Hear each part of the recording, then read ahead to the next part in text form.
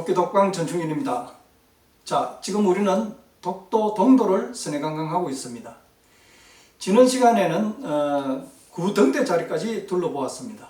이제 구등대 자리에서 내려와서 해안을 따라 서쪽으로 좀 더 전진하겠습니다. 그러면 곧 선착장이 보이고 우리가 처음 출발했던 자리로 되돌아오게 됩니다. 그런데 이 선착장에 도착하기 직전에 보면 해안에 제법 널찍하게 조약돌이 널려 있고 그 뒤로 검은 돌로 깎아 세운 비석 하나가 보일 것입니다. 자, 이번 시간과 다음 시간은 이 비석에 얽힌 내역에 대해서 좀 더 이야기를 드릴까 합니다. 이 비석을 보면 사진에서와 같이 전면에 독도조난 어민위령비라 이렇게 적혀 있습니다. 이 비석이 여기에 세워진 내용은 그렇습니다. 1948년 6월 8일이었습니다. 그 1948년이면 이제 연합국과 일본 사이 샌프란시스코 조약에 관한 논의가 시작된 지 1년이 조금 넘을 때입니다. 독도의 6월이면 미역이 한껏 자라서 한창 미역 채취를 할 때입니다. 제가 독도에 있으면서 보니까 이때쯤 되면 주변 해안이 물속이 전부 거뭇거뭇할 정도로 미역이 돋아나 가지고 일렁거리고 있습니다. 그 미역을 직접 제가 들어가서 따 보니까요, 독도 미역은 다른 지역 미역과는 비교도 안 될 정도로 튼실합니다. 한 줄기를 이렇게 걷어 올리면 보통 2m가 넘습니다. 그야말로 미역 한각이 될 정도입니다. 미역 맛은 더더욱 다른 미역과 비교할 수도 없습니다. 미역 본연의 맛은 말할 것도 없고 그야말로 달면서도 향긋합니다. 미역절에는 바로 이제 어민 숙소 앞에 나가가지고 미역 한 줄기만 걷어와서 뜨거운 물에 살짝 데쳐서 고추장에 찍어 먹으면 다른 반찬이 없어도 될 정도입니다. 그처럼 이제 독도 미역은 설명이 필요 없을 정도로 품질이 뛰어나니까 미역철이 되면 그 미역을 따기 위해서 울릉도뿐만 아니라 동해안 각지에서 배들이 독도로 모여듭니다. 1948년 6월 8일 그날도 수많은 배가 독도로 몰려와서 미역 채취에 열을 올렸습니다. 참고로 제가 이 6.8 독도 사건을 조사하면서 한 가지 펄쩍 뛰면서 즐거워한 일이 있습니다. 그것은 독도에 대한 저 나름의 확신이기도 하고 우리 모두의 확신이 될 것입니다. 당시에 우리 어촌의 배들은 말할 것도 없이 발동선은 그다지 많지가 않았습니다. 발동선이래야 해방이 되면서 일본 사람들이 남기고 간 것이나 버리고 간 것들이 전부였습니다. 그런데 강릉, 울진, 죽변 이쪽 어부들이 범선 즉 돛담배를 타고 이 독도로 갔더라는 것입니다. 그것도 하루 밤낮을 걸려가지고 독도로 미역을 따러 간 것입니다.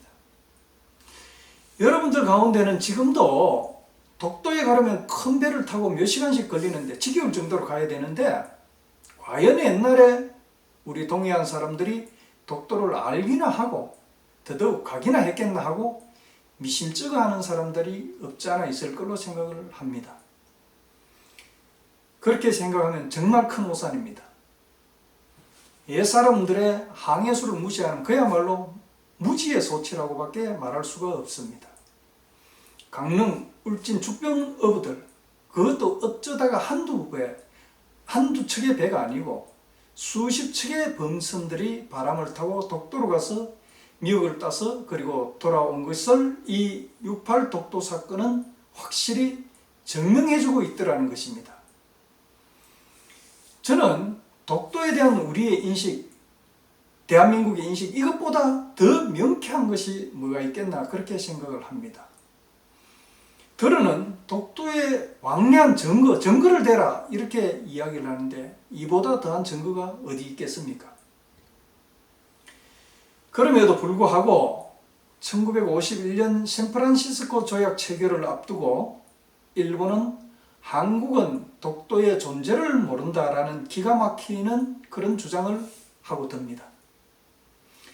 그렇게 왜곡된 사실로 연합국의 맹주였던 미국에 노비를 하고 호도를 한 것입니다.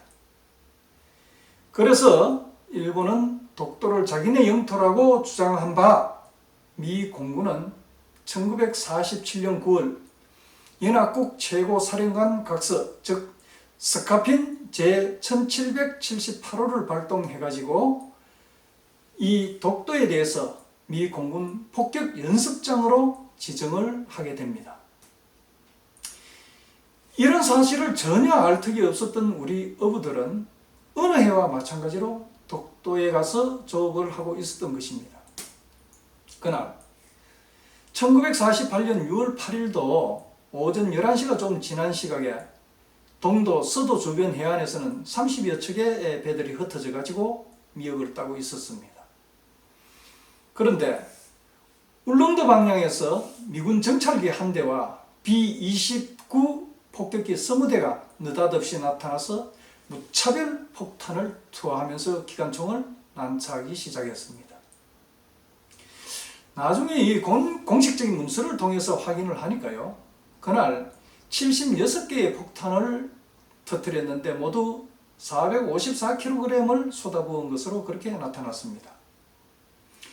당시 생존자들의 증언에 따를 것 같으면요, 어민들은 태극기를 손에 들고 흔들면서 폭탄을 토하지 말라고 소리쳤지만 아랑곳하지 않고 600여 미터 상공에서 2개조로 나눠서 무차별 폭격을 가했다고 합니다.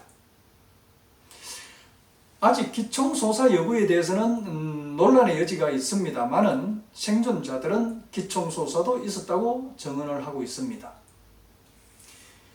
마치 순식간에 전쟁과도 같은 상황이 벌어짐으로써 평화롭던 섬은 한순간 생지옥으로 변해버렸습니다. 그야말로 피투성이, 사람과 갈매기 모두가 피투성이가 되어버렸던 겁니다. 그나마 그 아비규환 속에서 구사일생으로 살아남은 사람들이 있었습니다. 그들은 포탄에 구멍이 나서 물이 새어 들어오는 배에 옷가지로 이렇게 틀어막아 가지고 부상자들을 싣고 울릉도로 도망쳐서 나왔습니다. 그들을 통해 가지고 사건의 진상이 알려지고 때마침 울릉도에 체류 중이던 기자들에 의해서 이 사건이 세상에 알려지게 되었습니다. 그 후 사후 수습을 위해서 6월 14일 경상북도 수산가 기사와 미국 CIC 해안경비대원 6명, 그리고 울릉도 구조수부, 어부 등 총 30명이 경북도 소속 경비선 계림호를 타고 독도로 가서 섬 일원을 샅샅이 조사하게 됩니다. 그 결과 사체 항구 일부만 수습해가지고 돌아왔다는 그런 기록이 보입니다. 당시의 피해 상황을 보면 경상북도에서 작성한 문서나 대부분 신문 보도를 딸 것 같으면요, 14명이 사망을 하고 적어도 6명이 중경상을 입은 것으로 그렇게 나타나 있습니다. 그리고 선박 피해는 18척으로 기록하고 있습니다. 그러나 당시 피해 상황은 생존자들의 어떤 증언이나 자료에 따라서 큰 차이를 보이고 있습니다. 무코에서 온 배의 선장은 그날 현장에 30여 척의 배가 있었다고 증언을 했고, 울진에서 온 어부는 23척의 선박이 있었다고 하면서 추러 인원은 50여 명이었다고 말하고 있습니다. 참고로 그 이후 한참 후죠. 1955년 푸른 울릉 독도 가꾸기 회와 한국예국어대학 독도연구회에서 당시 생존자들을 면담을 했는데, 독도 폭격 당시에 약 80여 척의 배가 현장에 있었고 조업 인원도 적어도 150명에서 300명 정도는 되었다고 그렇게 증언을 하고 있습니다. 그러면서 한 배에 약 5명 내지 8명이 타고 있었으니까 사망자는 적어도 100여 명이 넘었다고 그렇게 주장을 하고 있습니다. 사실상 당시의 피해 규모는 아직까지 실체에 가깝도록 그렇게 파악하지 못하고 있는 상태입니다. 그런데 당시 엄청난 비극이 발생을 했으나 한 주일이 지나도록 가해 주체는 전혀 나타나지 않는 가운데 우리나라 안에서는 피해 보상을 요구하고 진상규명을 요구하는 목소리가 커져갔습니다. 그러자 1948년 6월 17일에야 일본 오키나와에 주둔하고 있는 미국 극동 항공사령부, 거기서 성명을 내고 오키나와에 주둔하는 미군 전투기가 폭격 연습으로 인한 우발적인 사건을 일으켰다는 식인 그런 조사 결과를 발표를 했습니다. 그러면서 미군 당국은 6월 20일자로 독도에 대한 폭격 연습을 일체 중지한다고 발표하기도 했습니다. 그리고 우리 정부와 미군 당국은 서둘러서 이 피해에 대한 금전적 보상을 착수했습니다. 동북아 역사재단의 홍성근 전 독도 연구소장이 당시 언론 보도 등을 통해서 토대로 조사한 것을 보면 사망자 14명에 대해서는 1인당 적게는 6만원에서 최고 40만원까지 그렇게 지급한 것으로 나타났습니다. 피해 보상금이 이제 이렇게 차이가 나는 것은 피해 유족들을 이렇게 모두 불렀습니다. 그리고는 한 사람씩 배로 올라오도록 그렇게 하여 배상금을 주는데, 배상금이 적다고 항의를 하면 추가로 조금 더 이렇게 주는 식으로 지급을 했다는 것입니다. 그나마 기록에서 보면요, 사망자 김중성과 최일수는 유족의 소재를 파악할 수 없다는 이유로 이렇게 피해 보상금을 지급을 하지 않았습니다. 부상자 3명에 대해서도 7만원에서 12만원까지 그렇게 피해 보상금을 지급했습니다만 여기에도 여러 가지 이견이 있습니다. 부상자들은 이 돈들을 지급받은 것이 아니라 사망자 위령제 경비로 썼다고 그렇게 증언하고 있기도 합니다. 그리고 선박 피해는 묵호의 윤영묵 씨의 범선, 즉 독담배입니다.